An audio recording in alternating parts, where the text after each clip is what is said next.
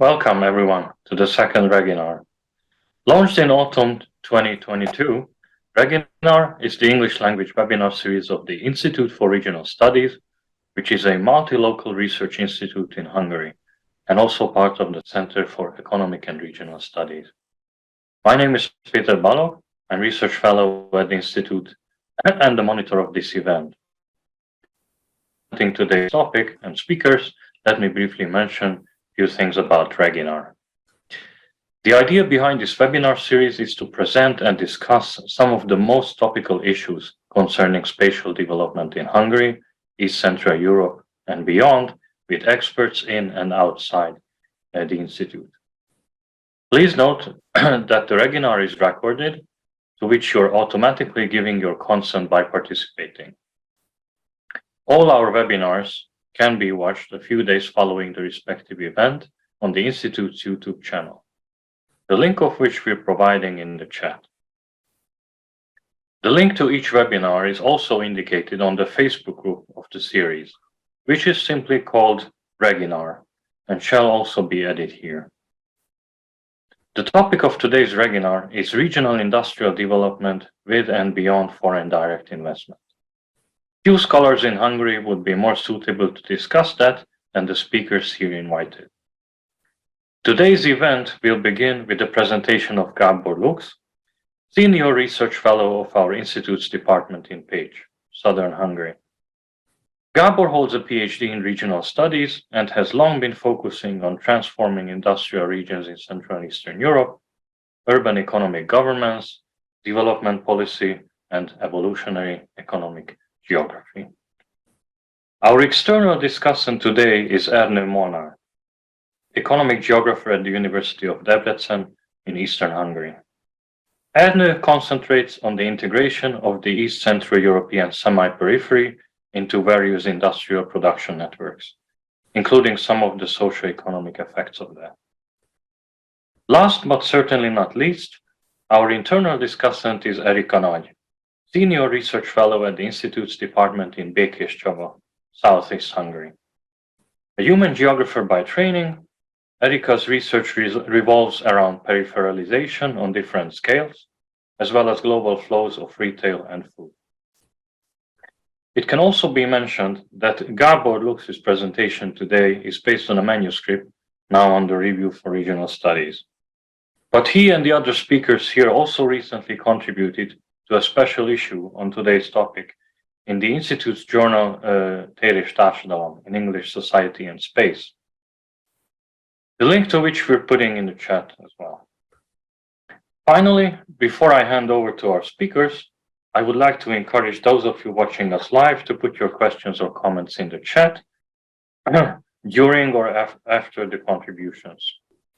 Alternatively, in the Q&A session toward the end, you are very welcome to formulate your question or comment orally, with your camera on if you like. But first, the floor is Gábor's. Thank you very much indeed. And I would like to ask if you can see this presentation now and if you can hear me. Yes. All right. Thank you very much for the opportunity. In the following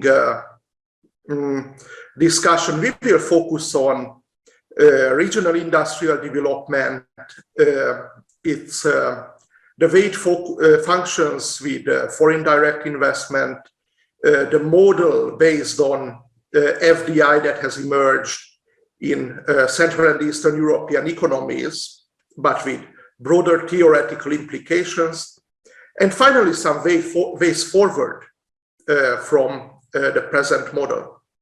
Let's start with a simple anecdote or a small case study.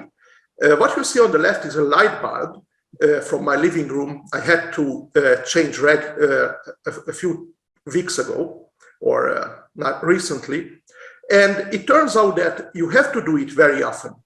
These things go wrong very commonly, and they are, of course, manufactured in China. I had to replace them so often that I eventually went to the specialized store and asked them if any were available that were not made in China. No, all of them are from that area. The issue is that Hungary used to have one of the leading manufacturers of lighting equipment in the world, Tungsram, basically the third actor in this market after General Electric and another American manufacturer. And as you can see on the advert, this vintage advertisement, the marketing slogan was indestructible. So these were very high quality products. But more than that, Tungsram was also an innovation hub, an innovation center that pioneered not just lighting technologies, but quite a lot of the basic technologies underpinning the later. Beg your pardon, Gabor. Sorry. Could you interrupt it because the slides are not changing? Yeah. My slides. Okay. Yeah. So you have to open in different way in the windows. Does it work now? Yes, now it's fine. Okay, it's not ideal, I think. So now?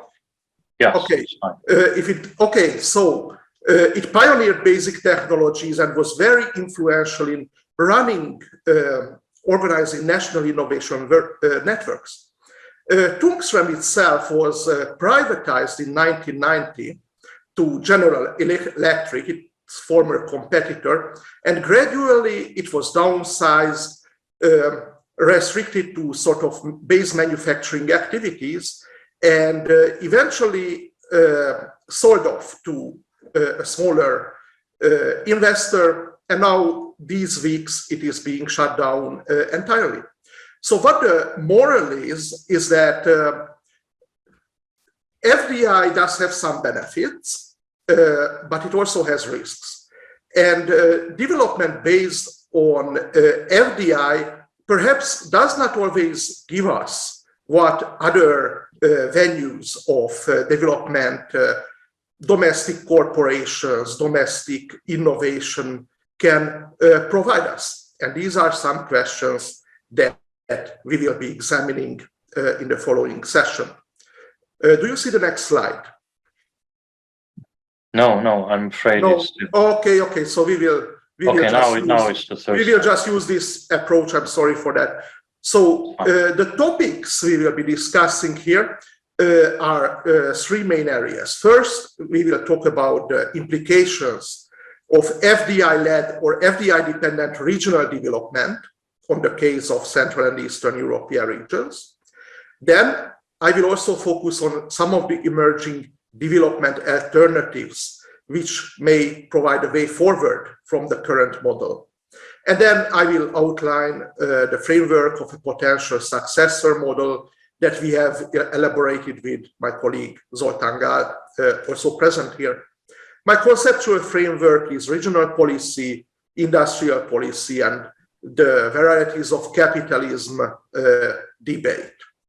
So first of all, a sort of a general overview.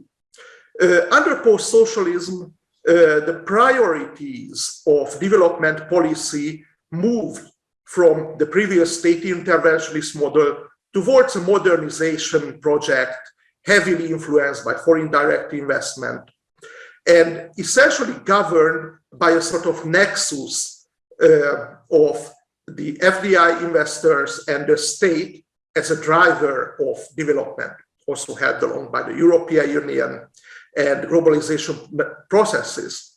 These were in turn underpinned by narratives of East-West convergence, post-industrial development, and other neoliberalism, other sort of concepts in the political economy.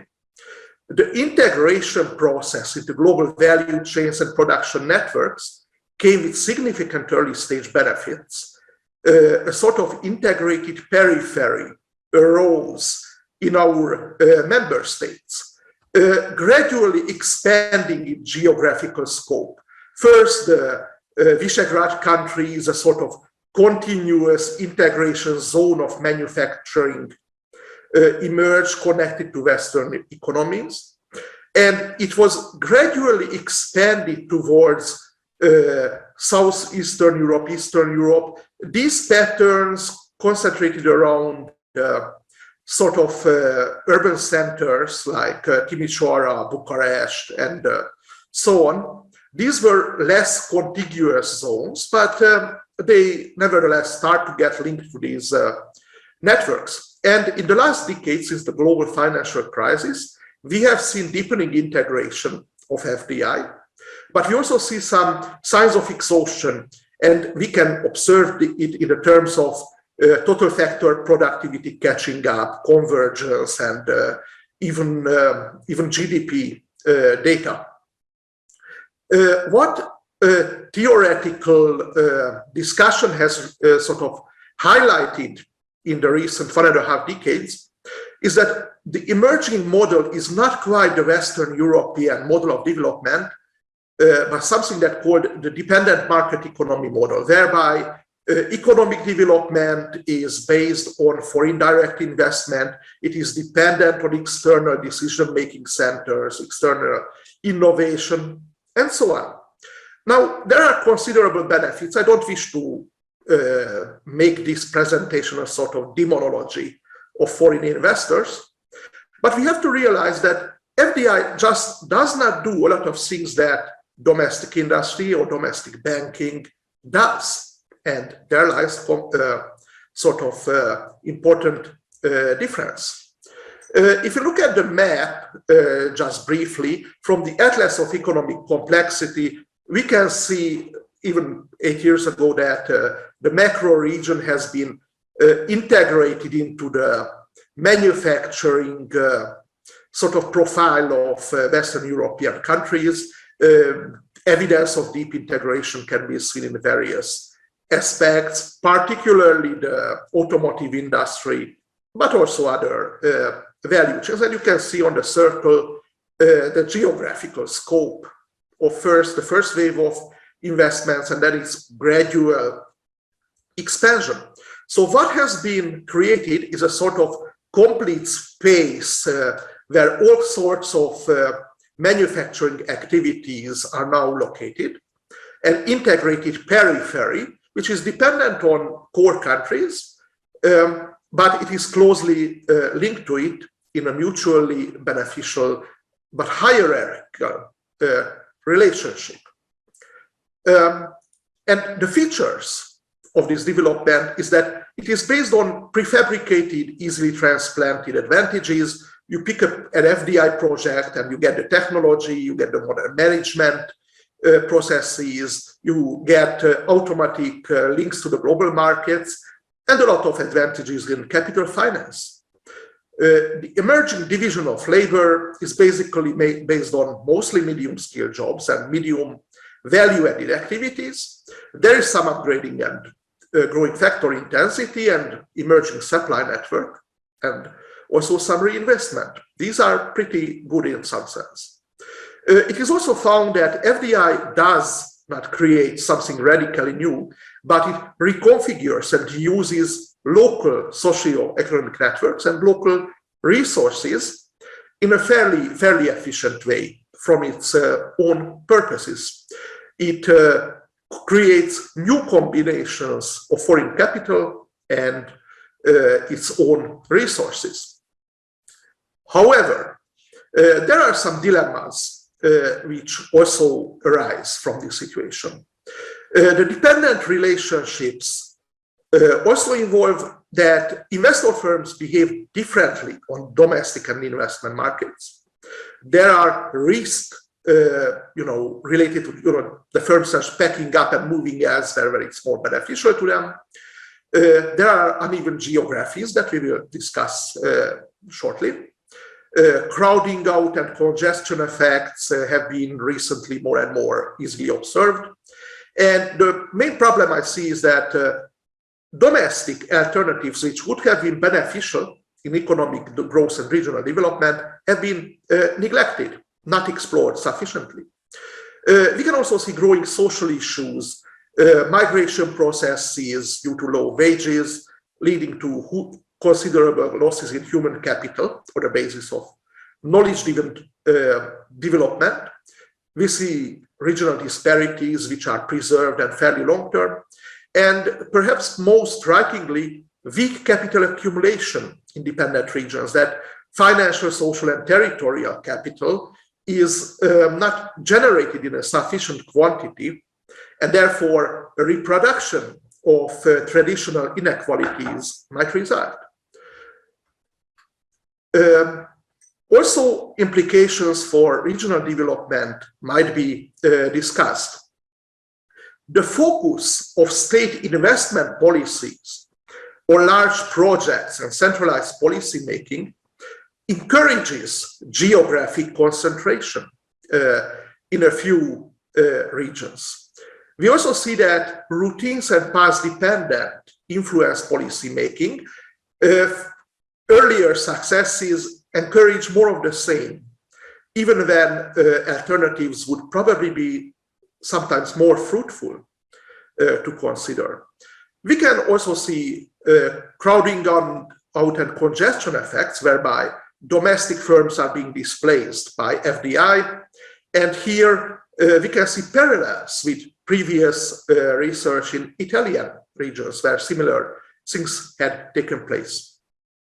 On the regional context, dependent economies tend to have a sort of a few features specific to the dependent model. First, there is a sort of uniformity to the economic texture of low-cost production. It is efficient in a way, but it doesn't stand out. It does not form centers which arise as centers of excellence and which can by themselves emerge as competitive on global markets. Territorial networks horizontally remain weak. It is a rather vertically organized scheme. There are horizontal linkages, but the connection between the investor firms and the local economy are very often quite weak. And also within the local economy, they are also weak. We see the presence of unrelated variety, whereby investing firms do not resemble and thereby do not interact with their environments. Spillovers which would benefit high-end growth are constrained, and local productive traditions are neglected. When FDI-rich regions receive further investment, it reinforces them to an extent, but it also crowds out local capacity. On the other hand, regions which are not integrated into FDI networks tend to undergo disembedding, network dissolution, and lose a lot of their capital, particularly human capital, one of the fundamental foundations for growth. And finally, even the most prosperous metropolitan or urban regions, the capital cities and enormous cities like, let's say, Krakow or Yash or similar, these remain themselves weak in high-end services and knowledge production because these take place in the core countries. So we could say that dependencies come with limits, and these impact not just the present, but the future upgrading potential of these regions. High-end activities, knowledge-driven, innovative activities are in short supply. Also, local entrepreneurial exploration and opportunity exploitation, which might create new opportunities and new growth paths, are limited, even though they could be the source of future growth and future prosperity. But everybody is working for the foreign firms. A sort of paradox has emerged in Central and Eastern Europe, that the specific form of development which would allow us to converge efficiently to the European core, knowledge-based development, has weak fundamentals, and it is quite weak. We specialize in a sort of different form of production. Furthermore, last but not least, the dependent model may also increase future crises due to low diversity.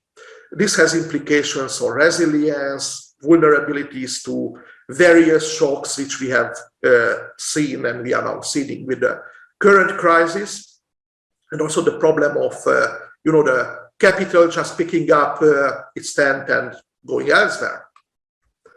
Therefore, in this second section, I would like to talk about three alternative scenarios. There is no single solution to our problems. There is no single strategy or magic move that can help transform this model and mitigate its risks. It is too deeply embedded into our current development, but it is I believe it is possible to gradually correct the course, mitigate our risks, and continue exploiting the advantages of the present model. What we need to do is to mobilize existing place-based potential to exploit our historical traditions, which might be useful. The political framework that seems to be emerging as a response to this dependent model in the last decade has been the spread of economic and financial nationalism in the macro region, sort of a partial shift towards more activist industrial policies, which are in a way based on successful modernization models now in East Asia, but also a few decades ago, in the 50s, 60s, and 70s, in Western Europe itself, like France, Italy, and so on and so on. So this is sort of a late following other patterns. Now I will talk about these three scenarios that we have elaborated with Zoltán Gál and their regional development implications. One of the first considerations, what if we could fix foreign capital? How can we continue exploiting its benefits? And the core idea here is that FDI will naturally remain the main driving force of industrial development in the following decade. But what we need to do is to undertake past renewal and rejuvenate the system continually to reduce structural rigidities and to upgrade what is there to higher value-added, higher knowledge-oriented forms. This is in a way easy. After all, we already have FDI, we can change it a little bit, but of course, it is not easy. It was never easy even in Western economies. So it's sort of a big project. Fortunately, FDI units themselves are not static entities. They undertake reinvestment. They also undertake upgrading behavior towards better, more valuable forms. The main mechanism here is that low value-added activities get priced out of the market and new ones take their place. Because the pools of skilled labor are becoming so limited that the main problem is not mass unemployment, but sort of labor shortage. And thereby firms continually move towards more efficient production forms. The problem is that there are still weaknesses in FDI embeddedness, and this should be the main focus of this direction. If we need higher value capture, that first of all means upgrading towards higher value added activities in upstream and downstream areas from production, and growing the local innovation content of the production in itself, embedding it in regional economies, expanding shop floor innovation, then more expensive research and development and business services, and so on. This does come with some problems in that when this happens, these activities themselves become a bit cheapened. They are not the same as they used to be in core countries. When we look at these all from the vantage point of regional policy, the objective should be, from creating more and more jobs, is to look at how we can create jobs which are better and which are sustainable in the decade outlook. Comparative advantages should be replaced by specific locally embedded competitive advantages, whereby re-specialization and horizontal network building can occur on the regional level, which are hard to copy on the global scale and which can create value that are specific to a region. FDI in this sense would benefit from smaller, more flexible and locally fitting projects, which can create new combinations with local capacities and encourage collective learning and virtuous circles on the local level. In the second scenario, involves active industrial policies and domestic multinationals. It turns out that these are quite, as mentioned in the case of Tungsram, these are still quite important. Nokia is a good example, Siemens is a good example, various Korean and Japanese firms are a good example. And in the last decade, industrial policy across the macro region has been rediscovered. It used to be a taboo, but with European ideas around the entrepreneurial state growing in prominence, new industrial policies have also been formulated in our macro region from different political sides and applications. This shift has been limited, and the basic FDI state cooperation mechanism is intact, slightly broadened. And also there are limits coming from global and EU laws and the whole costs of, undertaking state-based development policy, but there are some partial solutions. What is important is that national champions and domestic multinationals are quite important in firm ecologies nationally and regionally. National brands, supply networks, finance and knowledge creation benefits, innovation and regional innovation networks, and so on. These are all the results of a local multinational. In the regional context, this is key to developing metropolitan areas, which have actually fallen behind in competition in the last decade. And in non-core areas, these are firms which can integrate large clusters and achieve higher embeddedness. The problem is that our national champions, which could potentially undertake this role, are missing or weak. There are partial examples in various fields. They are found in mostly in Poland and then some in the other countries as well.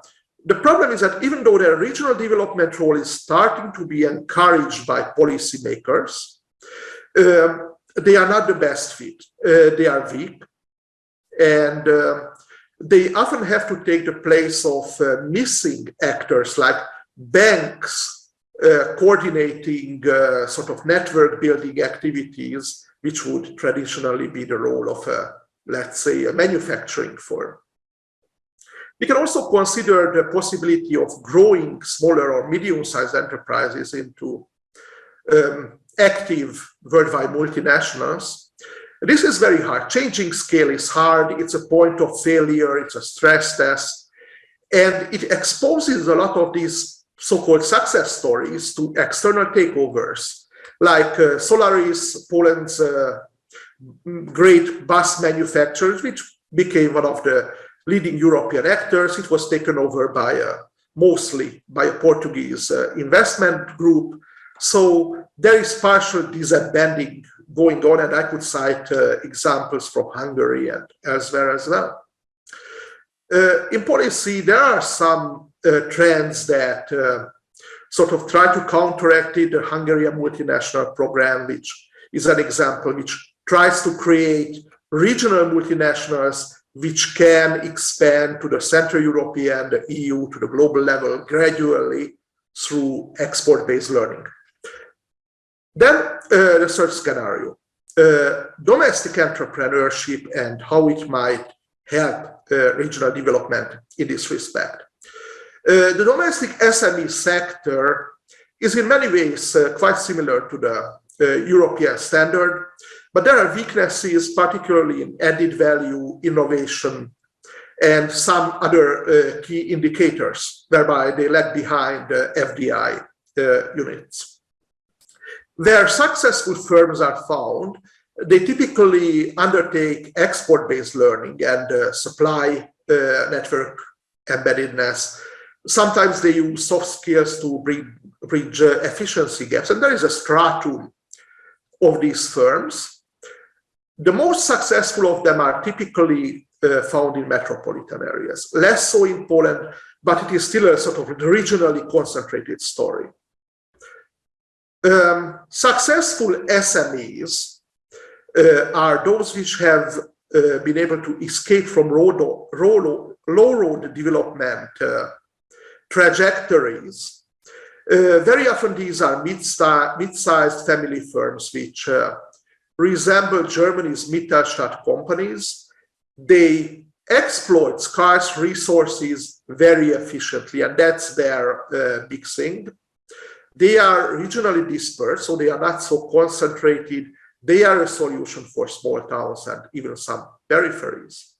Most importantly, they reproduce and accumulate knowledge and territorial capital. We have done some research on this field. So what they create is a sort of economic texture that is an alternative to FDI. It is resilient and it is regionally embedded. Now then, how can we leverage these firms in regional policy to benefit regional development? This goes through the local embeddedness of production networks, even though clusterization is always slower in reality than what we discuss in academic publications. Many firms are still unlinked. They sometimes specialize in high quality goods, but they are low tech goods. They don't interact too much. They don't form clusters. But this is an important sort of end goal we should focus on. Local productive legacies can be harnessed. And the key objective here would be to reconstruct a sort of locally embedded high value added production where we do something very well. We thereby increase our territorial capital and we can compete in the global context while sort of being rooted in the locality. And this also helps to anchor the valuable form of FDI. It diversifies it. It creates alternatives. In the policy context, I think this is a fairly beneficial strategy. This is my favorite of the three. It is good value for the money. You can go pretty far with little investment. It helps mitigate regional disparities. It's resilient. And it offers opportunities beyond the large cities and the current FDI-dominated regions. Now then, we go to the sort of conclusion of the presentation towards the sort of definition of what might be a successor model to FDI-dependent development. The FDI-driven model itself has been, in a sense, successful. We have been successfully integrated into the global production systems, modernized, but there are some problems, side effects, there are unexplored areas that would be beneficial. So, and also some structural weaknesses have been strengthened by this model. And the recent exogenous shocks, less so the COVID shock, perhaps more the energy crisis that we are undergoing, this is exposing systematic issues in our development. And these are those that should be addressed. So that's our main policy goal. And this is sort of an agenda for the next decade, at least. It's a generational project that we could mix and match measures towards future-oriented industrial policies. And thereby we can readjust, update, and diversify the dependent market economy model towards the coordinated market economies that resemble, let's say, Italy, Austria, or Germany. Two considerations are worth noting here. First, what mechanisms can help to move this model forward? First of all, we should focus on capital accumulation, especially in human capital, the basis of knowledge-driven growth, and also domestic enterprises that can encourage capital accumulation on the local level, not just economic capital, but territorial capital, knowledge capital, social capital. These are all important and interlinked. We must also focus on embeddedness. Foster locally embedded competitive advantages, a collection which can define and drive forward an entire region, and developing local capacity, local networks, and local ecosystems. We should look into the ownership balance of our economies in the national and regional context. FDI policies should start to sort of phase out support for risky and low value added FDI projects. Perhaps some lagging regions might be an exception, but even so, maybe not much. Further policies should sort of strike a balance between domestic and foreign FDI concerns, and thereby the state FDI nexus should be opened up and broadened. And therefore, in the framework of EU competition law, we should encourage domestic growth to the fullest extent that is legally allowed, and parenthetically, I would say a little bit beyond that. So, yeah. Finally, respecialization is a key to this issue. We should build globally defensible, specialized skills, capacities, knowledge sets, and production networks which can withstand globalization pressures, so-called sticky places in a slippery space, to paraphrase an older sort of paper, and avoid over-specialization and rigidities. Finally, the last slide, I know I have overstepped my time a little. The regional policy goals we should be following is to increase added value on a broad territorial basis, not just in the centers, to combine the concerns of competitiveness and general welfare in society. We should strive for diversification towards more complex networks of domestic and FDI actors, horizontal linkages, and to encourage exploration behavior and regional learning. We should pay some attention to resilience and strategic autonomy in an age of global uncertainty, and most importantly for our concerns, to look at sort of territorially broad development, focus on several smaller growth centers, reintegrate our peripheries.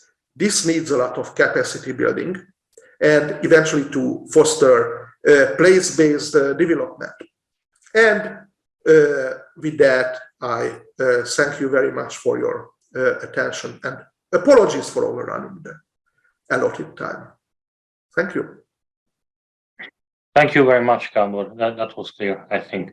And you can check out the paper here on this slide. It is in a special issue of our journal. Yeah, which there is also a web link to in the chat box here to the right. Okay, so thank you.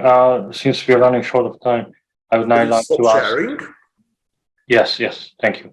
So I would like now to give the opportunity to our external discussant, who is Anna Mona, to provide his comments and questions to Gabor. Thank you very much, Peter, and thank you very much, Gabor, for the very interesting presentation. I think that generally I can agree with the perception of the problem. I'm an economic geographer approaching the question mostly from below, bottom up. It means micro perspective, so focusing on enterprises, and it means the investigation of the periphery. I mean the less integrated periphery, using your phrase and the phrase of Petr Pavlinek in this context. So according to this orientation, I would like to focus on the spatial consequences of the three new alternatives, or three alternatives of this modernization or development policy. And I would like to show some slides, two slides. Moment, I will share it. So the first point is about embedding FDI. I think that embedding and the upgrading, the need for upgrading is very close, has a very close connection. So they strengthen each other according to the literature. It is, from point of view, it's a guarantee for the long-term developmental outcomes. But also Hungarian case studies shows that the different dimensions of this embedding process are quite uneven. So first of all, the physical infrastructure and human resource development play a very important role. And on the other hand, for example, the so-called scientific embedding, so R&D development, or also the backward supplier linkages seems to develop not so dynamically. I would like to show the case of Debrecen, which is nowadays a major point of Hungarian industrial development. And I think that based on this table, some special statements can be done. First of all, we can see here a very large scale investments, greenfield investments of foreign direct investors, and that are quite far from the structure, from the traditional structure of the local economy. So it is rather about unrelated variety in this sense. The amount of this development, the importance of this development is shown by the numbers. According to the last census, 2011, the number of workplaces in industry and construction within Debrecen, it was a little bit more than 23,000. So in comparison with this amount, I think that this number of the promised new workplaces are quite high. So it is a really radical change in the local economic structure. It is a quite large challenge for embedding FDI, and at this point, it is quite early to say something. But I am rather skeptic in this approach. So we can see that mostly the investments related to motor vehicle industry and electromobility play a very important role in this offer. As far as I know, there are no existing studies about the structural and spatial effects of this development, of these investments. We can see, of course, many scenarios, potential scenarios, from a structural point of view, for example, from the crowding out of local companies to a structural diversification of the local economy, and integration of the new foreign direct investments can reach the possible outcomes.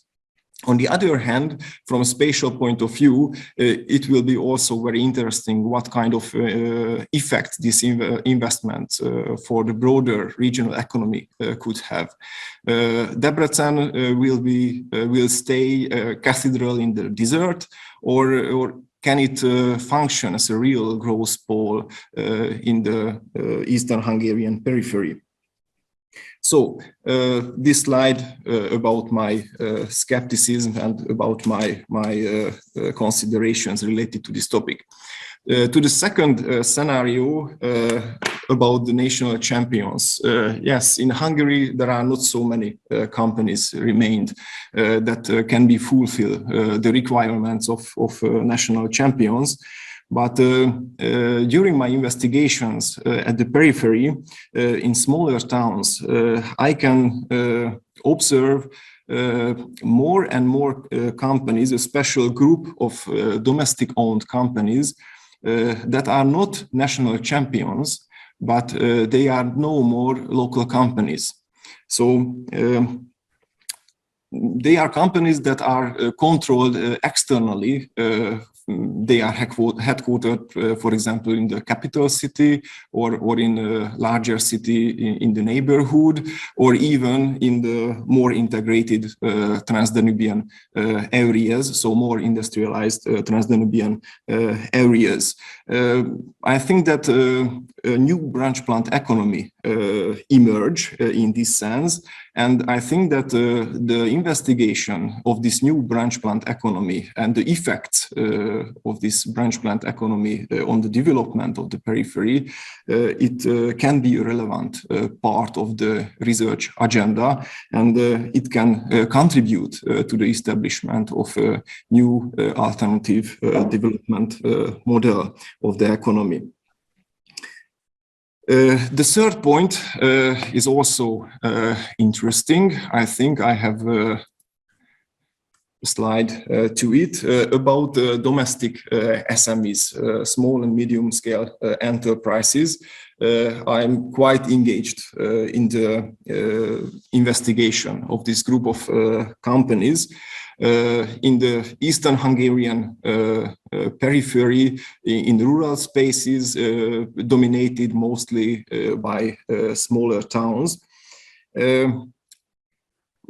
We know that these medium-sized enterprises, domestic enterprises, are present almost overall, so they are much more evenly distributed than the larger companies of the foreign direct investments. It is a very important argument for the development of this group of companies, or for taking into consideration this group of companies. But under these conditions, these SMEs should face two important limitations. One important limitation is an internal limitation. It is because they are small or medium-sized companies with limited internal human and financial resources. Another part of their limitations are external limitations. They can derive from the environment where they are located, where they are functioning, namely small towns that have no agglomeration effects of larger cities, or the infrastructural or institutional background of the larger cities. And what I can present with this slide, it is a case study, or it is an example that even these double obstacles, these double limitations, we can find not only survivors, but also developing companies under these conditions. Our example try to face the obstacles by building up, developing network, which network is used to overcome their internal and external obstacles. So it is an automotive company. It is a supplier company, locally owned, Hungarian, domestically owned company, which is functioning as an Audi and Bosch supplier from the Eastern Hungarian periphery, from the Pampa, I can say. They have, of course, not enough capacities to fulfill the the most important requirements technologically alone, but they have high technology in some special segments, and then they try to use complementary. They try to use subcontractors with complementary technological competencies, and these networks of subcontractors are quite stable. I try to emphasize on this slide that more than half of the total turnover of this company is from subcontractors that are stable long-term subcontractors of this company. They also they are functioning as producers and as integrators, and in this later quality, they integrate also local subcontractors that would be not able to join this supplier network. So they provide also market. They provide also technologies for these local subcontractors. I think that it is a very interesting way of cooperation from peripheral areas, and I think that to support such kind of cooperations, it can be an important part of alternative economic development model, focusing on this less integrated peripheral areas and realizing a real place-based development. We can see here just small towns. They are in the same region, in some 10 kilometer or even 100 kilometers from each other. So it is a real bottom-up network, informal cluster of small and medium-sized enterprises. So thank you very much. It was my contribution. Thank you very much, Edna. Indeed, some interesting examples. So our next discussant then is Erika Nagy from Békéscsaba. Thank you, Peter, and thank you, Gabor and Ernő. Can you hear me? Yes. Okay, great. So thank you so much for your thoughts. It was really inspiring, and I really had to revise my notes while listening to you. Nevertheless, I try to collect my mind and contribute in 3 points to whatever has been told today. In fact, I would embrace the idea completely to understand more how being a dependent market economy is impacting, and in what way it is related to peripherization, or in a broader sense to uneven development at regional and local scale, and how the two are interrelated and impacting each other in a quite dialectical way. So I think that the basic concept and the idea raised by Gabor is very relevant. I'm going to add the 3 ideas. Like Ernő, I'm speaking from a position of an economic geographer. And my focus is also, let's say, a local one. And just, okay, partly because I'm coming from a project we are just closing, titled Agents of Change in All Industrial Regions. So it made me more concerned, be more concerned with agency and with the processes at local scale that are in a way easy to embrace and understand. But on the other hand, it makes you understand how complex it is to see and to shape local trajectories, even in the case of a small town. I think it was very much highlighted by Ernő's example, his empirical example. So my 3 points. Okay, the first one is arguing for the need to rely more on local agency in either stabilizing or changing existing economic trajectories in industrial, in integrated, less integrated, and not integrated regions. So my question by going through Gabor's paper was that came to me for the first time was how did the unfolding economic nationalism shaped and is shaping regional development paths and agencies. And agents, especially local agents, and in what ways and to what extent the centralization processes that are accompanied by this unfolding and let's say economic nationalism was dismantling or empowering or setting up new coalitions that are shaping local development paths. I think no one has a doubt about the centrality and the significance of the state agency. And no question, state is a powerful agent in peripheral regions because this is the agent which is able to mobilize a local region, also external resources to stimulate economic growth or to stabilize existing paths. Nevertheless, the question is how to do it without producing new forms of exploitation and deeper gaps, or and enhancing the gaps between social groups and between places, while stimulating change or reproducing the existing structures. I think the lessons of current studies on peripheral regions that are dealing with the problems of industrial restructuring, or just keeping local economy on the track, they do have some lessons we can learn from, or we can and that we can develop further in the future. So I would argue for that there is a need for empowering local agents.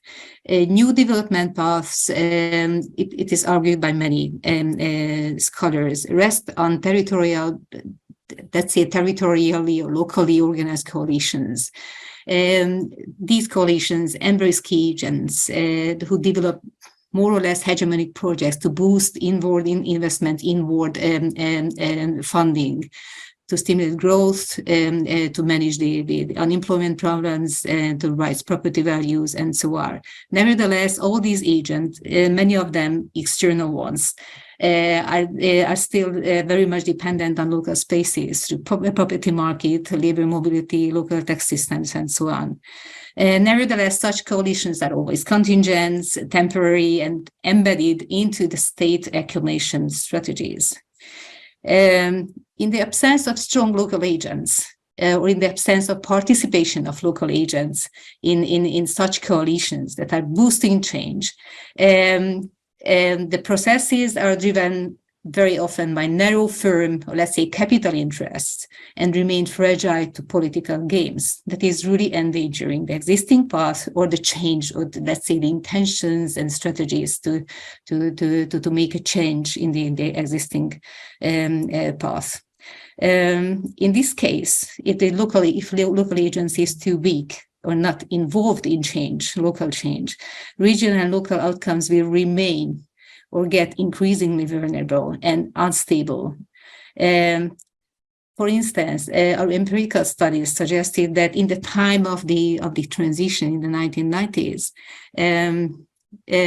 so this period is still interpreted by many interviewees coming from very different contexts as a kind of golden age, even though it was chaotic because it was a time of emerging institutions, emerging legal framework for running a market economy in Central and Eastern Europe. It was also a time of emerging agency, of experimentation by individuals, by NGOs, by municipalities, by other institutions. In fact, it was a time of learning and also of setting up new relationships and formulating strategies.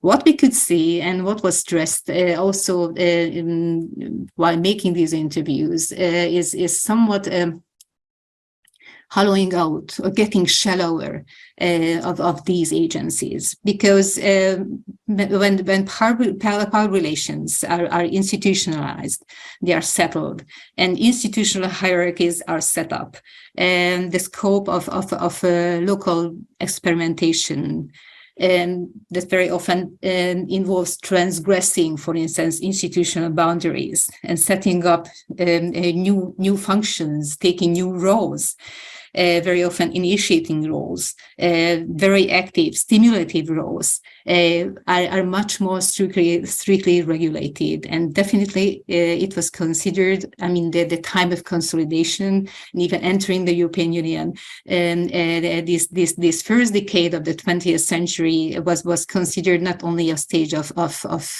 settling the conditions, but also a time of having much shallower initiative system of initiatives and agentic relations at local scale. That is really not a good news, I think. How to rebuild those such territorial, let's say, local coalitions, which are focused on path change or path stability? Do we still have a chance to have a stronger local agency, thus a stronger local embedding of these coalitions or alliances to put forward economic growth, economic development? It is pretty much it has been pretty much limited in the last decade in all those countries that were seen to centralization processes. In general, in peripheral context, it is not easy to initiate change without the state. In fact, it is impossible because the state is the key agent to pull all the funding, all the institutional capacities, has the knowledge assets and also the relational capital to pull all those resources. Nevertheless, we do have examples and we do have lessons from regions that were reshaped not only by state agency, but where the state agency was accompanied, joined by local agents. These local agents that entered or just now entering these coalitions can take new roles to adapt to changing external and also to changing local conditions. Nevertheless, they definitely need the scope and definitely need less direct control by the state institutions. And very often they are supported by external agents, such as advisory companies, mediators, coaches, universities, not necessarily local universities, to get rid of the old narratives and get rid also of the new narratives that are to be imposed by powerful external actors on the local agents. These mediators can bring various agents together, including the powerful external ones and the local ones, into as one single territorial coalition. So it's not hopeless to make such progresses in Central and Eastern European peripheral regions. Nevertheless, it's much more difficult when you do have a very rigid and strong and hierarchical state control over agentic strategy making and agentic actions. Okay, my second point is embracing the systems of social reproduction in regional cum industrial policies, as it was proposed by Gabor. Well, existing regional trajectories especially in dynamic industrial regions, are being undermined very clearly by growing spatial gaps in housing stock and rising prices, which were fueled by the financialization of Central and East European housing market, housing policies, and also the lacking spatial approach in housing policies. While we were facing growing, let's say, unfolding new migration patterns. Here I'm going to share my screen for a moment. Okay. Please do not consider, okay, you can see the Hungarian part, hopefully. Eve means a year, I'm sorry. So just a glance. Here you can see okay, please have a look at the two rows at the bottom. You can see how the housing prices, not excluding the newly built ones, how the housing prices on sale were changing. In the period of the crisis and in the post-crisis housing boom. that unfolded from 2014. What you can see in the columns are Hungary, Budapest, Komarmestergom County, which was one of the scenes of rapid FDI-led industrialization from the late 1990s, and is still an ongoing process. And in the last column, you can see Tatabánya. That was one of our fields in our current project. What you can see is an amazing change in an emerging rise in the housing prices. In fact, Tatabánya was beating in the pace, in the intensity of the rise of housing prices, even Budapest, the capital city. So it is just indicating that we do have a really deeply rooted and unmanaged problem, without which none of the regions on the track of industrialization and embedding can be stabilized. So this is only one aspect of social reproduction. Definitely, we do have many others that should be embraced in regional policies to let's say to give a kick or just to stabilize existing paths. This is the one issue. One issue is the managing the migration and the resulting spatial demographic imbalances in the labor market. It's not only indicating the end of regional development, which rests on low-cost labor, it's threatening existing trajectories that we are facing now. It's not only Hungary, it's Central and Eastern European problem. The other issue is the labor capital relations, working conditions, and the incomes of the workers that are currently negotiated, and basically controlled through a bargaining process of the state that is controlling the legislation, and the employers, mostly the major investors, industrial investors in the industrial regions. These are processes that should be extended to agents who are representing the interest of the workers, because without that, it is very difficult to motivate people to learn for lifelong learning and enhancing the capacities to adapt to changes. And so, certainly we cannot neglect the health and social services, without which, for instance, the social reproductive burdens of women cannot be eased, and it's again a very important barrier that many women cannot break. So all these issues are part of the system that we call social reproduction of individual people and of the social relations, and without which we cannot not just cannot keep our economy on the track, we definitely cannot initiate change. And the third point is opening up the black box of place and of region in this debate. Even being embedded in global production processes through the strategic coupling process, we have the dark side of this story. We have a growing complexity and upgrading that might lead to outdating, devaluing, finally exclude the exit of major investors. Or we do have new entrants and transition locally, but both processes definitely entail growing inequalities through marginalizing various social groups who are not so for whom it is more difficult to adopt.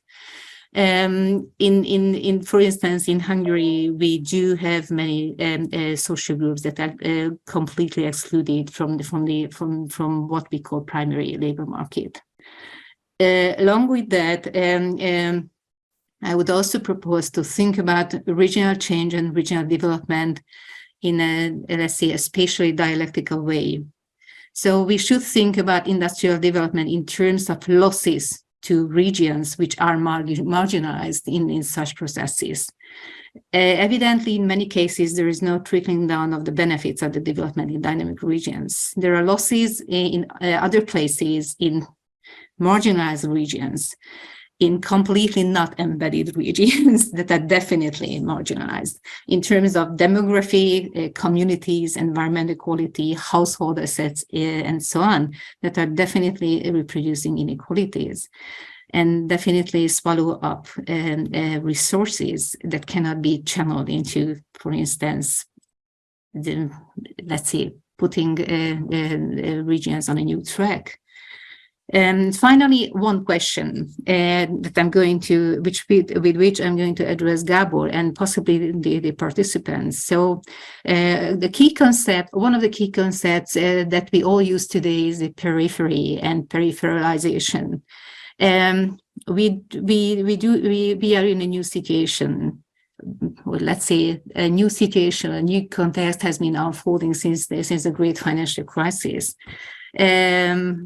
In which we do have new centers of new agents who enter the global market as investors, even in the productive sector, coming from East Asia, from South Asia, and so on. So and they enter the Central and Eastern European market. The question is, what periphery are we, and what are the consequences in terms of regional development, growing inequalities, and so on, of entering this in-between position of our economies in general and of many of our places that are emerging as enclaves that are, meeting between the European core economies and third country investors and so on. And in what ways do our well-known international institutions, of which some of are global, some of are supranational, like the European Union institutions, can shape peripherity, our peripherity in the near future? Thank you very much for your time. Thank you. Thank you, Erika, for the important critical remarks. Before we open up to the audience, I would like to give the chance to Gabor to briefly pick up on at least some of these remarks and comments. Gabor, you need to unmute yourself. Yes, thank you. I might first answer a question from Wenham, who raised it in the chat, and that's a good beginning, I think. So he asked what factors that have forced states to transform themselves from socialist state interventions to FDI-led modernization, especially in the Visegrad countries. I think this is a good beginning because this transformation was basically underpinned by the failure and crisis of the state socialist growth model and its economic and political dissolution, which thereby helped legitimize sort of state intervention planning as a whole. But it also coincided with a broader global process of globalization and neoliberalism. And so this was sort of the underpinning paradigm of that decade. So if we had been able to integrate into the global economy in the 1960s, it would have gone differently. And there is a big paradox here that we probably don't appreciate enough, that a lot of the so-called tiger economies emerged precisely at the same time with successful state interventionism. When we abandoned this approach, we abandoned this toolkit, and we sort of threw out the baby with the bathwater as well, that there was a need for a course correction, but we went too far. And in a sense, if you look at firms like Daewoo or in Finland or Nokia or such, we could have had similar companies if we had focused more on those. So there were lost opportunities there. So it's both a positive process and a negative process. Regarding Erno, these are very good remarks you have raised, and I would like to advance the dilemma that large-scale investments might look very successful now in the short term, but would these mega projects eventually suck up the labor force, the capacities on the local level, integrate them into their own production, and sort of squeeze out the local entrepreneurs, which might form their networks, which might innovate, which might create our sort of something of our own. And this is a very important dilemma. It is always easier to choose the big investor. It brings a lot of jobs and so on. But our problem is typical. There are exceptions, but our main problem these days is not mass unemployment. Our problem is labor shortages, which touches a bit on one of Erica's comments. I live in a periphery, and even here, the bargaining power of workers has increased quite a lot. Not everyone's, but it is definitely there. So there is a competition for scarce labor, and this might impact regional economies in ways we do not appreciate yet. Likewise, when we look at suppliers that supply multinationals, these relationships are sometimes advantageous. They come with a lot of learning opportunities, export opportunities, but they sometimes also carry hidden disadvantages and a sort of constant downwards pressure from firms with a very strong hand in bargaining. So that has to be sort of seen in the balance. Sometimes, for a lot of firms, own product design is becoming a better alternative. That's something we have been finding in our local studies. Addressing one of Erica's main points, this is very important, local agency, that yes, this is a problem of this new developmentalism, that it comes from a sort of the perspective of centrality. It employs centralized large-scale instruments, and it is unable to exploit local capacity. It is not really thinking in the terms of local systems, but it should be, because this is the route to competitiveness in northern Italy, Austria, southern Germany, the model that we might should probably try to converge towards. And this is something that we have. There are favorable signs here and there. For example, in Poland, the local and regional level is fairly active and fairly successful in forming development systems. In Hungary, it is like more informal, but there are examples of local growth or development coalitions which can coordinate development activity and articulate national interests, and also communicate with external exogenous actors and draw in exogenous resources. One of the counter examples is my own city, where weak governance leads to a situation that they cannot even exploit advantageous external opportunities, and this is also a problem. And I think you also mentioned the problem of reproduction of regional capital, human skills, and so on. As I said, increasing bargaining position in some contexts helps this, but this is another neglected part of post-socialist transformation. We have to move on from this. Human capital is the most important capital we have. This is the source of economic power in our time of innovation, of high-end growth. And therefore, we have to look at fixing these systems. And I quite agree also with your implication that we have to look at what peripheries are, how peripheries can find the integrated periphery of Central and Eastern Europe, and our internal peripheries within that can find a good place within global and European integration, and whereby we can have a situation where the local level, there are opportunities there, and we can create something that's perhaps not perfect, but it is improving.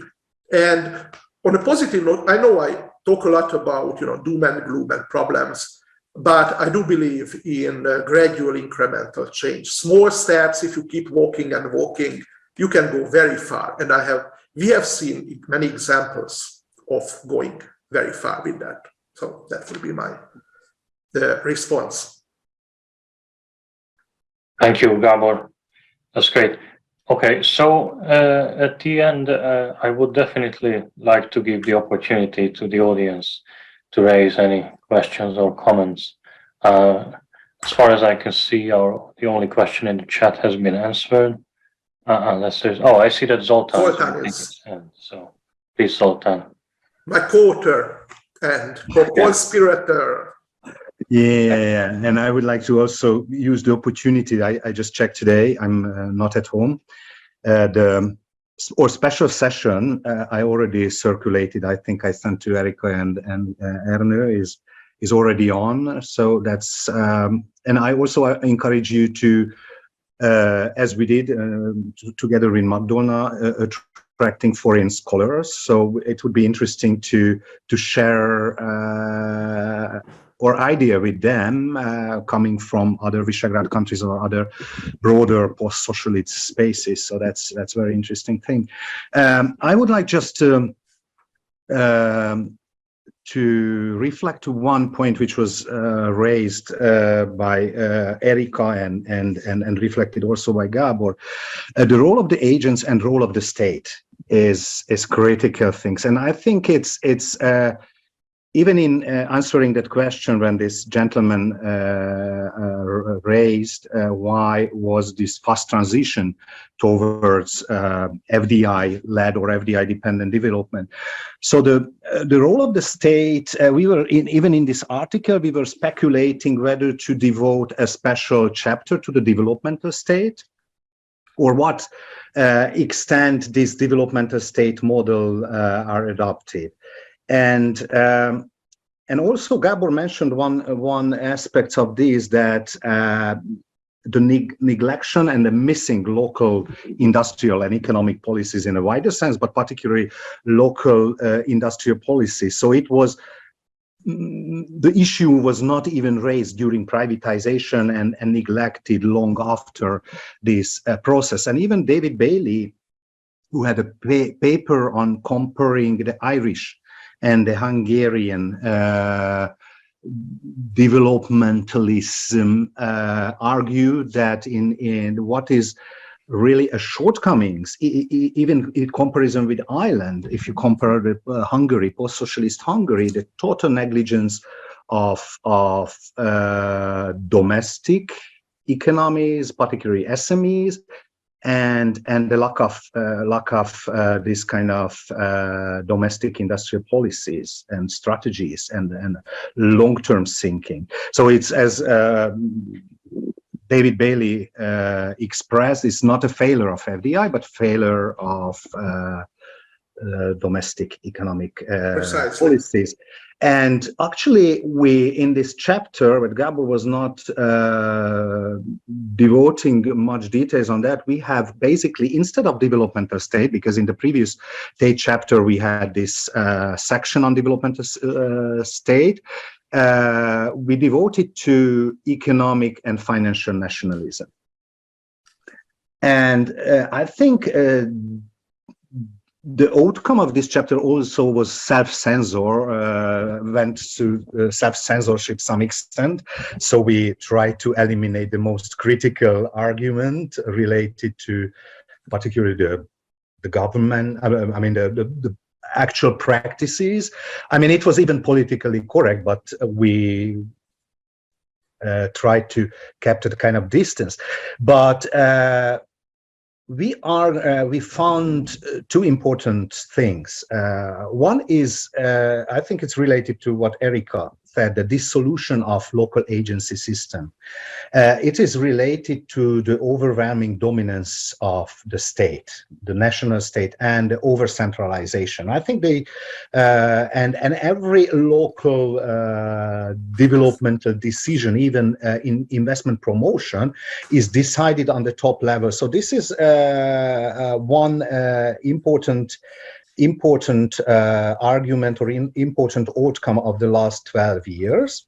And this is what we argue, that Hungarian model cannot considered or recognized as a developmental state model, rather is a statist state capitalist interventionalist model,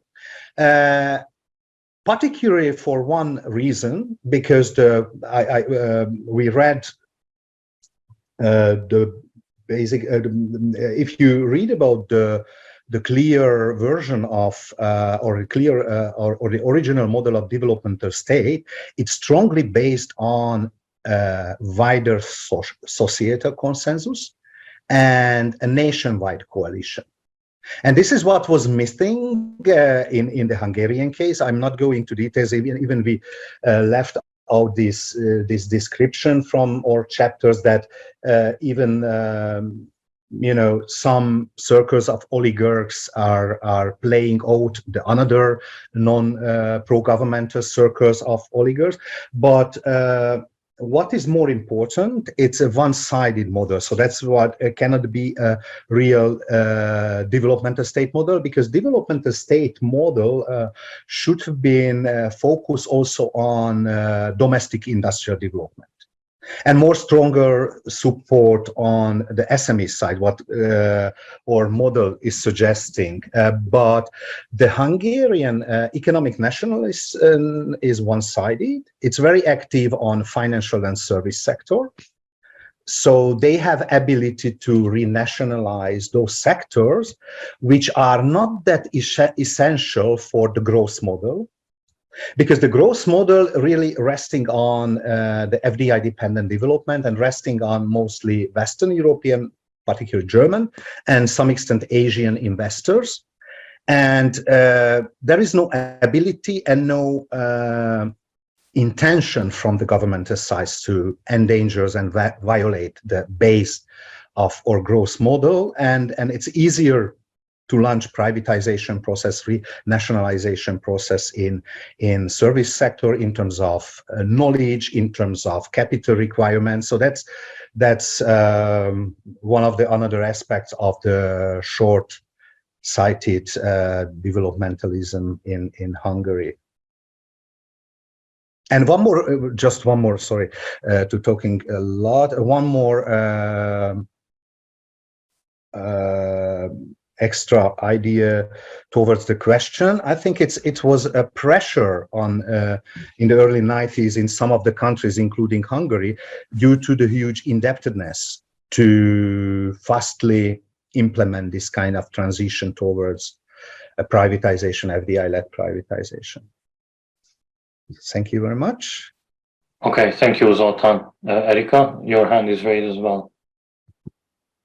Thank you. Just two very short comments related to all those ideas that has been raised by Zoltan. One point is that yes, in a way, the Hungarian interventionist state is its actions are pretty limited in a sectoral sense. Let's say in the sense of industrial interventions. But it's, I think, in my interpretation, reading this, the colleagues, the sociologists, readings and papers on the emerging power structures, and in the last 10 years, it's pretty much reflecting a kind of, let's say, demarcation or delineation of scope of interests between the domestic and the international capital. But this is only my interpretation, and I'm a critical geographer, so this is my understanding of the whole situation. The other point is yes, the state that is ruling the economic processes down to the local scale in Hungary, that could be considered as one end of the scale within the eastern periphery of Europe, in the sense of the power balance between the local and the central, the local agents and the central state. Here, I think the key point is happening two processes, two very important processes in parallel. Hollowing out the power and the scope and the opportunities for action of the local agents. So the loss of power at local scale, but along with that, very clearly delineated scope of competencies, and power of the various state institutions that working in very specialized systems with very little communication. So we do have education, we do have health system, and we do have the labor market control and regulations and so on.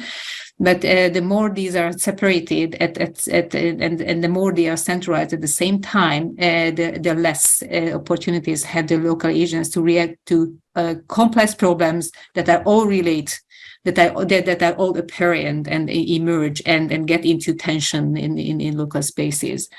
So the modern state that is specialized and running a specialized institutional system with little local power could entail a situation that we are facing now, and that is a very strongly limiting power on choosing a new, let's say, trajectory for local societies, communities. Yeah, thank you. Okay, that's great. So, anyone else would like to add anything? Shall I answer? Yeah, if you like. Briefly, thank you for these remarks. First of all, I think, and this should be probably the focus of the ERSA session, is that this is not just a point of analysis for Central and Eastern Europe, because indeed, FDI-based development has also taken place in the UK, in Ireland, in other parts of Europe, and even there, problems have eventually emerged. So that's an interesting point of comparison. We are unique in being so dependent on FDI, but similar processes have taken place perhaps earlier in the West as well. With regards to Hungary's status as a developmental state, indeed, it is not a full-fledged example, it is a partial, and of course, I don't wish to restrict it to Hungary. This is a general trend in the macro region that can be found in Czechia, in particular, in Poland. There are some differences, of course, are present, but there is also some commonalities. And instead of a full system, we see a piecemeal approach. And FDI, as I mentioned, remains a central force, and it cannot be replaced as a central force, even in the midterm. It will be a big part of development going forward. So even in that political framework, it is going to be one component. It should be diversified from. I would argue a little bit with Erika's point on state capacity. Everybody is talking about how this is an overbearing, centralized state. Yes, in a sense, but I don't believe it is a strong state. Genuinely speaking, it does not have the capabilities to undertake its projects. If we compare it to an effective activist state like France, or in a sense, in our immediate environment, even Poland, its ability to influence development processes and even society is quite limited.